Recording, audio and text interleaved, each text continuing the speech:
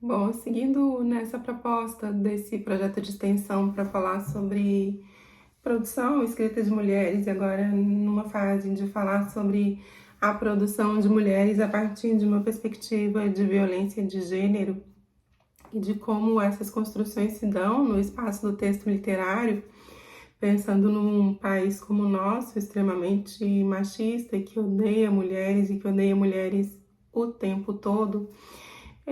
Eu decidi pensar assim na minha própria produção, né? Tomei a liberdade para falar assim do lugar que eu ocupo também enquanto escritora, assim, do lugar de escrita e pensando nisso muito a partir desse vídeo que tem circulado nas últimas semanas sobre necrofilia de um homem, de um desses homens que odeia mulheres o tempo todo.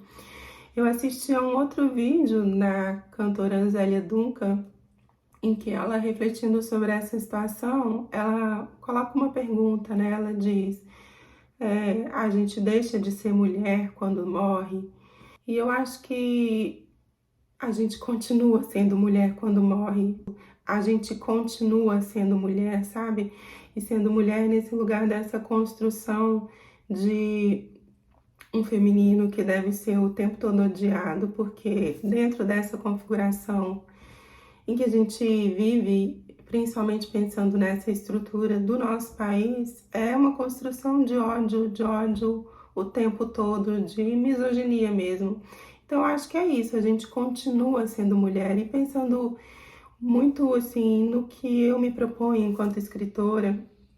É, uma vez, assim, falando sobre um dos meus livros, sobre esse livro, Não é Preciso Ter Útero para Ser Mulher, quando eu falava sobre, eu fui convidada para falar sobre esse livro na Universidade Federal da Bahia, e quando eu falava sobre esse livro, uma aluna perguntou: mas você só escreve sobre violência de gênero? Você pensa em algum momento parar de escrever sobre isso, sobre essas violências?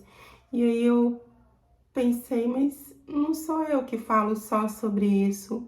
Essa repetição e essa reiteração dessa violência que aparece nos meus textos, ela vem da sociedade. É a sociedade que fala sobre isso o tempo todo, todos os dias, em todas as fases da vida da mulher, desde a infância até a velhice, até a morte, até depois da morte.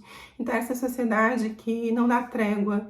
E eu acho que eu penso muito nesse viés, nessa perspectiva. Enquanto essa foi a realidade, essa vai ser a minha ficção.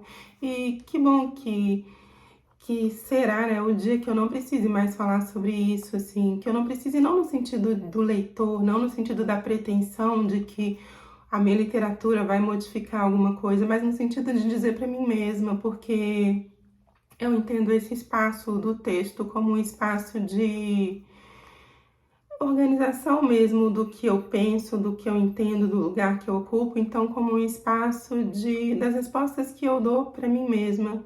Não que eu entenda a literatura como um lugar de respostas, mas como um lugar de buscas e como um lugar de perguntas. Então são essas as perguntas que eu vou jogando nos meus textos até que não sejam mais necessárias. E eu digo muito no sentido de dizer para mim mesma, né?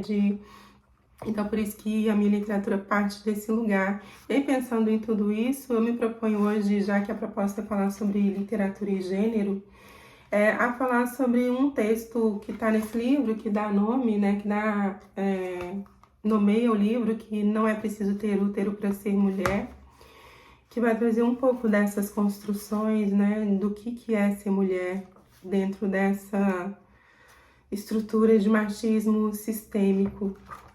Então eu vou tomar liberdade para ler esse conto, Não é Preciso Ter Útero para Ser Mulher. Mãe, a tia tá doente? O que ela tem? Sim, sua tia tá doente, mas ela tá se tratando. Ela vai fazer uma cirurgia e logo vai ficar boa. Que cirurgia, mãe? Ela vai precisar retirar o útero. O que é útero, mãe? Para que serve o útero? Onde fica o útero? Eu tenho isso, mãe? Eu vou ter que um dia retirar o meu útero? Útero é um órgão relacionado à reprodução. É lá que os bebês se desenvolvem. A tia, então, vai deixar de ser mulher? Não é preciso ter útero para ser mulher, minha filha. Lembra da Manu, filha, que conhecemos aquele dia na livraria da sua tia? Ela não tinha útero e a mulher. Foi por isso que ela morreu, mãe? Porque era mulher sem útero? Se não é o útero, então é a vagina que faz da gente mulher, mãe? Não, filha, não é preciso ter vagina para ser mulher. Então a gente é mulher porque engravida? Não é preciso engravidar para ser mãe, filha. Não é preciso ser mãe para ser mulher. Sua tia mesmo não tem filhos. Então como que a gente sabe que é mulher, mãe? As perguntas que a filha tinha feito ressoavam na sua cabeça há semanas. Ela ligou a TV. Os casos de feminicídio subiram 7,3% no primeiro semestre do ano. Já são 1.314 mulheres mortas pelo fato de serem mulheres. Uma mulher é estuprada a cada 8 minutos no Brasil. Entre as vítimas, 54% têm menos de 14 anos. E a voz da filha é como um chiclete ressoando na mente. Como que a gente sabe que é mulher, mãe? Abriu o computador e as notícias dos sites fixados na tela inicial invadiam a sua rotina. O marido arrastou a esposa até o quarto, lá enfiou-lhe um cabo de vassoura na vagina. Ela gritou por socorro durante longos minutos, mas os vizinhos pareciam não querer escutar. O marido saiu deixando-a quase morta sobre a cama do casal. Nesse momento, ela ainda conseguiu ligar para a polícia, que a encaminhou às pressas para o hospital. A agressão que quase tirou-lhe a vida custaria também o útero, que foi perfurado. E a voz da sua menina insistindo em ecoar: Mãe, então, como que a gente sabe que é mulher? Nos dias seguintes, a filha adoeceu. Estava com uma febre muito alta e ela passou a madrugada acordada cuidando de sua pequena. Precisou faltar ao trabalho para levá-la logo cedo à pediatra, que diagnosticou a virose e recomendou dias sem escola e com alguns cuidados especiais. Sem ter com quem deixar a filha, a ausência no trabalho se prolongou por alguns dias. Ao voltar, foi recebida com olhares que traziam a ameaça da reprovação. Ouviu sobre seu desleixo, sua falta de compromisso com a profissão, sobre a irresponsabilidade de se ausentar quando mais precisavam dela. E junto às vozes de repreensão, ouvia mais alta a voz da filha a insistir por uma resposta. Então, mãe, como que a gente sabe que é mulher? Nas últimas semanas, para tudo que ela fazia, a voz da menina a acompanhava, todos os dias. Em todos os momentos, aquela pergunta perseguia o seu cotidiano. Logo cedo acordava a filha, preparava o achocolatado que a menina amava enquanto engolia o café, como se o tempo estivesse contra ela.